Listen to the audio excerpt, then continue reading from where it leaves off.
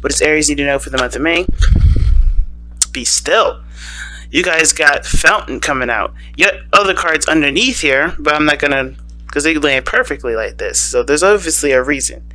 There's obviously a reason as to, the cards being like this. So passivity is a big aspect of May.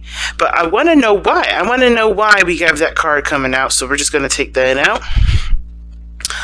All right, put that over here.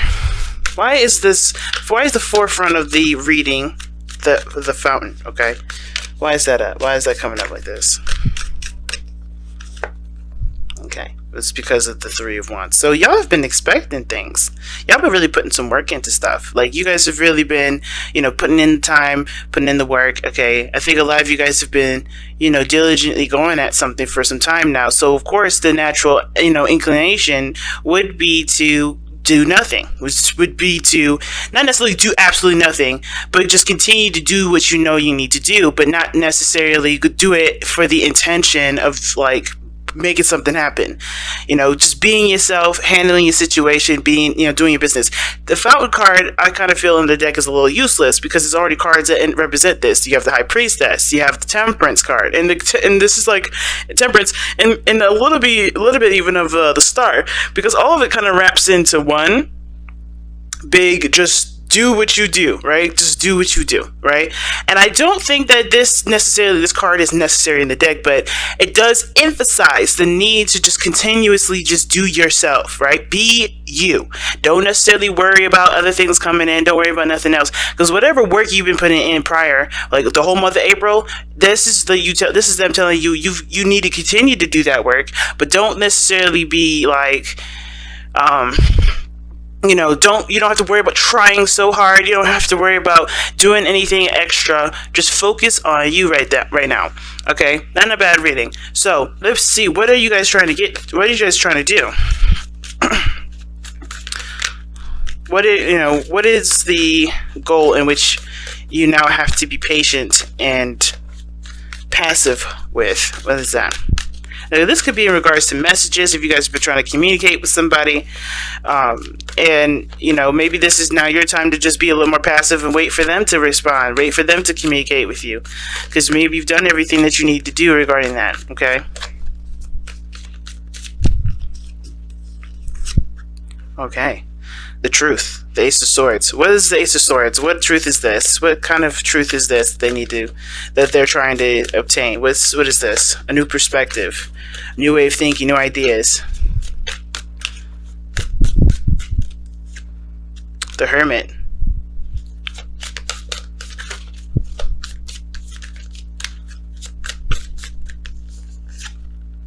And the Four of Wands. Okay. So it's interesting. This combination is pretty interesting. So, alright, you've been working hard at something. Now it's time for you to be patient and be, willing and open to receiving whatever it is that you've been working so hard for. And that whatever you've been working hard for, well, it has to do with some sort of truth. It may have to do with communication, but for me, I kind of get the sense that this is about a different aspect, a different approach, a different way of thinking, or a different way of seeing something, especially in regards to a lone journey. Okay, I really hate that these cards are so doggone bright sometimes, because I don't think y'all can see the card very well. But so you have, yes, the Ace of Swords here. This is the first card here that explains to me what the heck you guys have been working so hard for. You guys are working hard for truth, like understanding what your perspective is.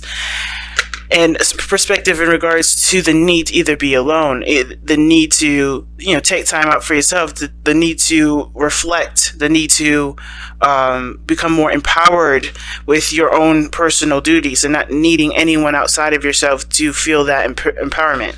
And then the Four of Wands, which has a lot to do with stability. You know what I mean? Like stability, moving in a direction and that feels like there's progress, because I feel like one of the things that you guys have been really working on is self-healing, self-growth, okay? And that sort of building, that sort of growth is very difficult because, it's always easy to tackle physical situations because you have a strategy for that. You have a, you can, plan stuff out, budget whatever you need to, right? And if this is regarding another person, all you got to do is continue to communicate, the problem, etc. But when it comes with yourself, right, when it comes to building yourself, it always has, it goes a little deeper than just budgeting your time and everything like that, right? It's never always as simple as, dealing with somebody else. So I kind of get the sense that for a lot of you guys have been really working on building yourself, in a way that empowers you, that makes you feel stronger, that puts you in a position to where you guys can, expand things in your life.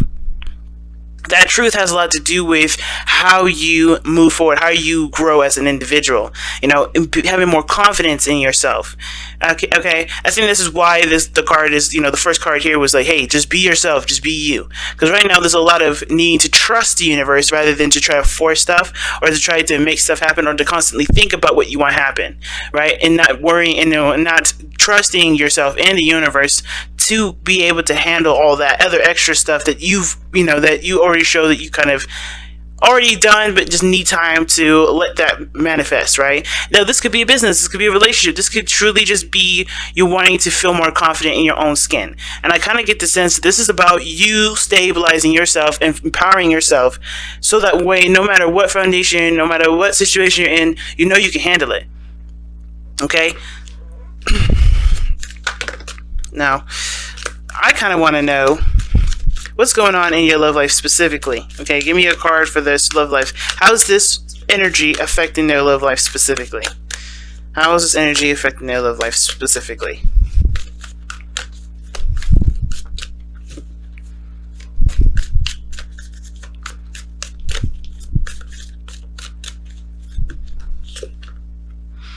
Oh, wow. Okay, the Five of Cups. Why is it affecting their love life like the Five of Cups?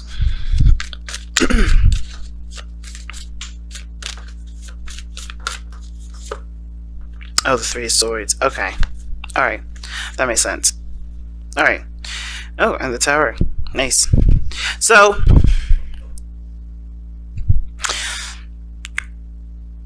those steps that you're taking in regards to your, empowering yourself, empowering your life, it's affecting your love life in a way that is showing you different options. It's showing you another side to the story. Okay, and the reason why I'm going there with the whole different side of the story, because it's like, I don't know, for me with the Five of Cups and the Three of Swords, that to me gives a very hangman vibe. Like when you're stuck, you're looking at a situation from one point of view and not seeing that there's another potential for something else, right? That's usually the kind of connotation that the Five of Cups can always give. But with the Three of Swords there, you know that there's a problem. You know that there's something here. You know that there's old issues surrounding love and being able to let go of the past. Now, I feel like the reason why this focus of empowering yourself is here and, moving towards the Four of Wands to be able to get yourself in the position to be able to move forward and bend, and grow from, a healthier position. It has to do with how your love life was left before. I think you may have, somebody may have disappeared or left you behind. Somebody may have broken your heart here, or maybe someone has even put you in a friend zone. Maybe they weren't interested. This could also indicate to me that there was something that, something that was irreparable.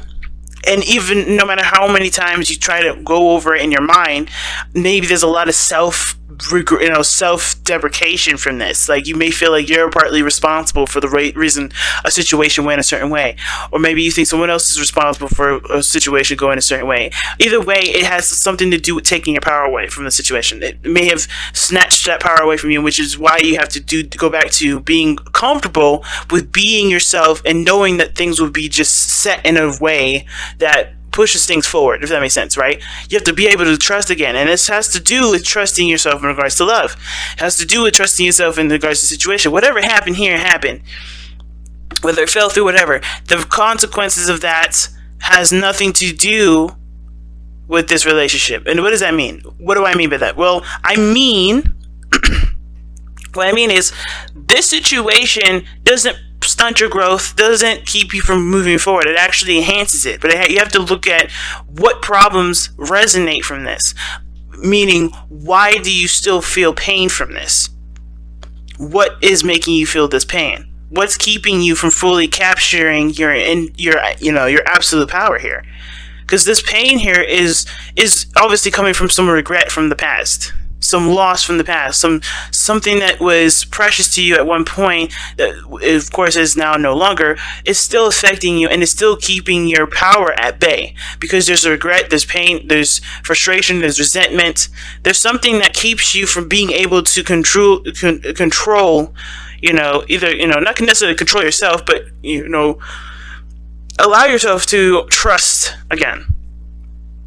Because the Three of Swords, in my opinion, isn't just like old pains in specifics. It's also, being open to accepting what is wrong. And maybe it maybe have to do with maybe not taking responsibility for something that was lost. Or maybe it's taking too much responsibility. Either way, right? There has to be an understanding that, yeah, something went wrong here, but it's not the end of the world. Not saying that you're making it the end of the world, but more of like, you don't deserve to be, beat down like this. You don't deserve to be treated like, or treat yourself like, this situation is like, like the end of the world, like, you know what I mean? Like, you don't deserve to be treated like you can't recover from this. This is something that you absolutely can. And looking at other directions definitely does, not necessarily looking at other directions, but seeing what else can be done, seeing what other beautiful things can be manifested from you. And maybe even coming back to a situation that's very similar, but trying to go in a different way, going in a different direction than you had before. That can, that builds, that grows. That puts you in a position to get more confident in yourself. Have more confidence in yourself. You know what I mean? Because where you're going with it, where you're going, how it's affecting your love life, it's like you can't go into a romantic relationship with somebody because you still haven't been able to forgive your situation, forgive yourself, forgive the other person for whatever happened then. And maybe you still can't, right? But the point of this is that grudge, that pain, that resentment, that hold that you have here, whatever reasoning that's keeping you from never forgetting this moment. Because I don't think we should ever forget our lessons, but I think in the way you're not forgetting it is more of like, don't forget the pain, don't forget the process of which you had to heal yourself. Is it really worth going into the next one with? And therefore, it's not really putting yourself in a balance of, well, whatever comes, whatever doesn't come, it won't come, but I'll be all right. That's not being in a place of zen. That's being, well, the worst case scenario is me being by myself, and I think I would just better off be by myself. Rather than just being open to receiving. Because I think you guys are manifesting manifesting a love life to come in, but the thing that's blocking it the most is is that sort of pain that you had from the last relationship. Whoever did whatever to you, whoever did whatever to anybody. And if there isn't anything that happened between you guys, like nobody's to blame for it, which sometimes it isn't, right? And there's just some things just fell through, and you felt like it could have been more. Well, obviously it can't be. But you can make something more from what you've learned from that experience, so why not give that opportunity a chance with the Ace of Swords? You're trying to build more confidence in yourself, but you have to recognize that the situations that feel like failures, they're not failures. They're lessons to help you improve and get to a stable place, to get to a better place. What is the overall outcome for this reading here? What is the overall outcome for the reading for Aries?